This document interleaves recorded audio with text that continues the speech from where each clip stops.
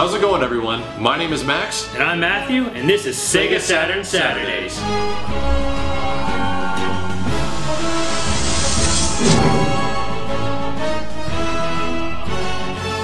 What's up, guys? Welcome back to Sega Saturn Saturdays. It has been a while since we've had one of these. Unfortunately, I've been really busy as of late, and I kind of held this whole thing back. But we're going to get back into it. We're going to start covering some video games and the Sega Saturn and its history and the newer stuff that's happened. But yeah, it was a busy past couple of weeks. My freaking slob roommate, Dr. Doom, kind of held everything up, and we had to like fight off a bunch of zombies or whatever. Yeah, like he was any help. I mean, the guy doesn't do anything. He just eats yogurt, like, you know, moans about X23 and all around just makes a mess of everything. Yeah, dude, I completely sympathize with you. Like, if there's one person I can try to get rid of, it's him. But it's not going to be about Doom. This is about Sega Saturn and the games we're going to cover. So Matt, go ahead and tell us what games we're going to be covering today on our latest edition of Sega Saturn Saturdays. Okay, so we're going to look at the last two launch games, not Virtua Fighter. We're going to save that for a more special episode. Yeah, we wanted to cover Virtua Fighter, and I know we said so before, but we don't have like a multiplayer option right now for the game, so we're kind of saved that because Virtua Fighter is all about playing somebody else. Yeah. So we're going to look at the last two launch games, which were Clockwork Knight and Bug. So both platformers, but both pretty different. So we want to jump in and show you just basically how these two games work. Yeah, let's get started with it because both of these games were kind of oddities when the Saturn came out. They didn't have any history behind them. They were just like brand new. I think Clockwork Knight was running off of the history of like Toy Story and the success of that game, right? Or that movie at the time. To be honest with you, Clockwork Knight actually came out before Toy Story. Did it really? Because remember, it's a launch game, so it came out in May 1995. Toy Story didn't come out till later that year. I could have swore Toy Story came out in the early 90s. It's a little funny how history works on your mind that way, but we'll jump into Clockwork Knight here and show you how that works. So let's do this one first. I'm actually kind of surprised at the fluidity of this game. Like, the animations surprisingly do look pretty good, but I remember like later on when Toy Story came out on games like, was it Super Nintendo? And Genesis. And Genesis. Yeah. So yeah, that's actually the weird thing about Clockwork Knight. As you can see, it's a mostly 2D side-scrolling platformer. It uses the kind of CGI effects that were famous in games like Donkey Kong Country. And Killer Instinct, yeah. Yeah, so that's kind of like the one sort of problem this game had as a launch title. Like, it wasn't, like, it looks good. Now, there's obviously much cleaner and crisper than Donkey Kong Country was, but at the same time, it's actually not much. It doesn't blow your mind. Like, the clarity is a little bit better, and it has more like frames per second and more frames of animation. That's probably about it, and more color. Yeah, so that's kind of what worked against it. It didn't actually show exactly what made the system so much more money. Gameplay segments. I think I remember the most time I personally had with Clockwork Knight when I first played this thing was remember when the Saturn first came out and it came out with like a badass demo disc that had about like 5 or 6 games.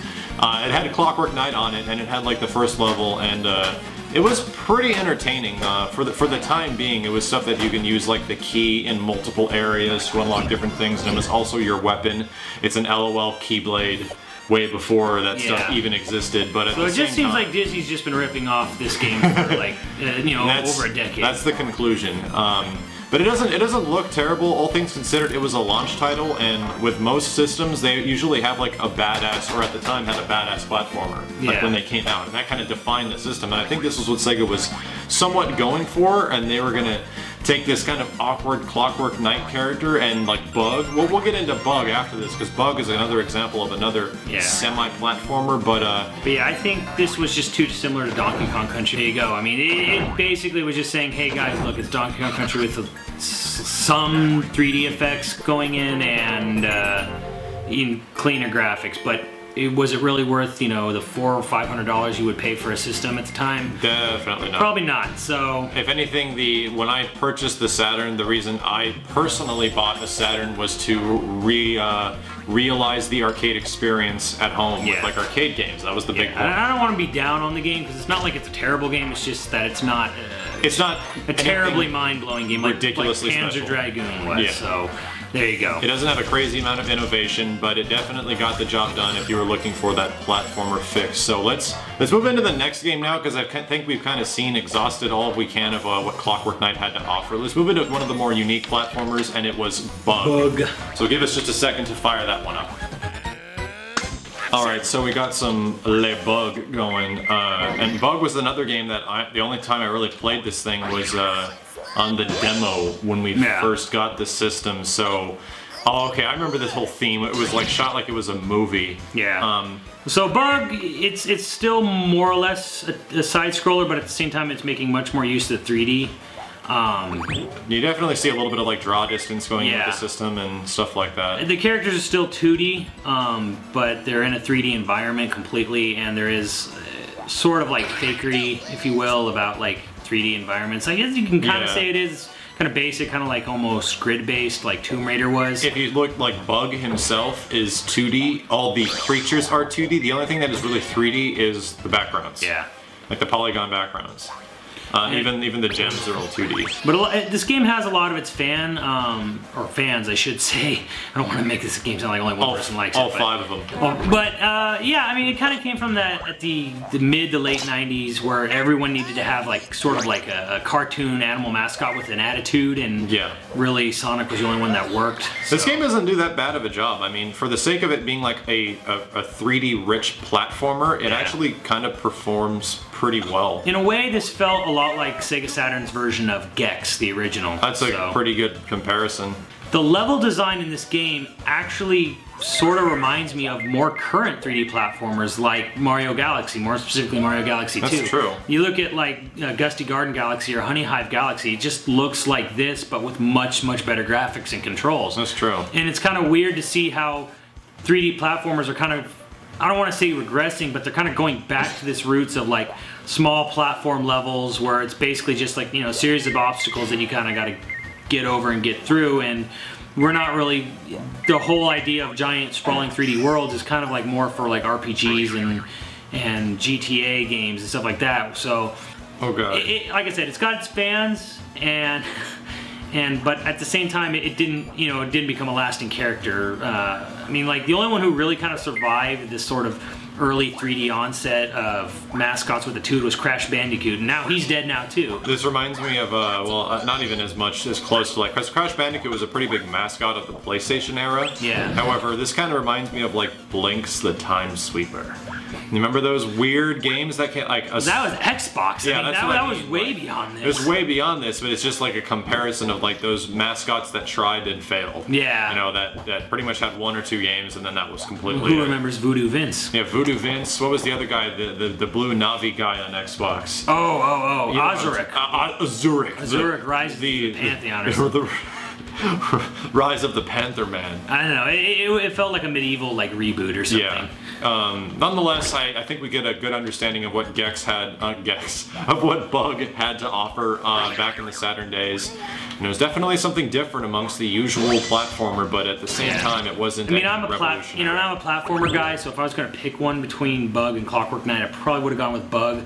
There is some just like. I don't want to say discrepancy, but there is a little bit of a mystery. I'm not really 100% sure if this was a day 1 launch title. It could have been.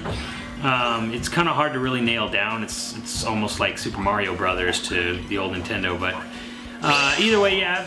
As a platformer guy, I probably wouldn't be too blown away by this, but I would probably pick it over Clockwork Knight. There were other platform games, or at least one in particular, that I did actually get a lot of enjoyment out of on the Sega Saturn.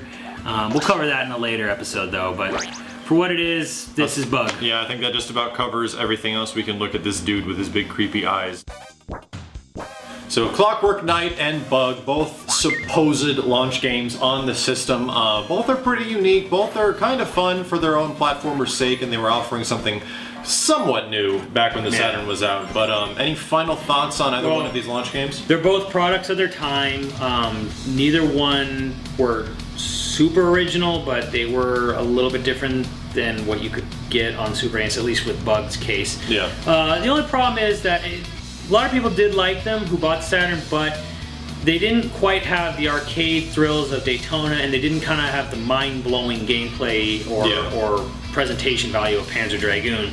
So while decent enough games on their own right, they weren't games that were showstoppers or were going to show you why the Saturn was a system worth owning. It was essentially like launch party or launch time filler, I guess you could say. Like, you need stuff like this when you release a system because you kind of want to fill these criterias when launching a console. You don't want to just have like all RPGs or all adventure games. You need something of variety when you first expose a system. That's what has a successful launch, which is why the Dreamcast had such a badass launch. And there was, of course, like we said, Virtua Fighter did come out at launch time, but it was a very rushed port. In fact, a few months later, they actually offered a Virtua Fighter remix. Yeah. It was like a trade-in deal with Sega that you could actually get a more polished version of the game, which, you know, you obviously don't see nowadays. I mean, you might see patches, but... Well, like you were saying, Virtua Fighter Remix, and Virtua Fighter 2 are probably the 3 games we should most likely cover in the next episode.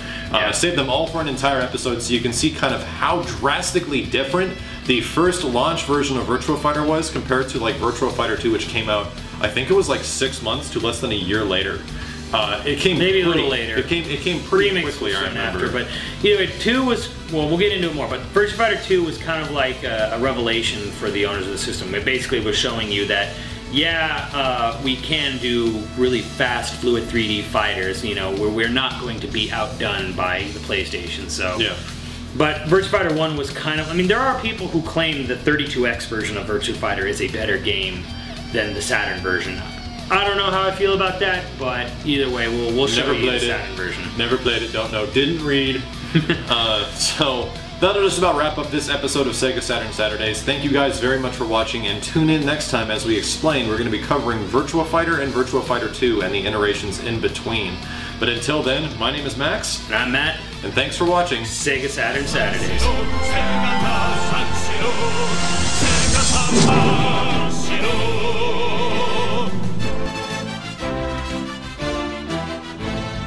テニスやカラオケナンパにクラブ」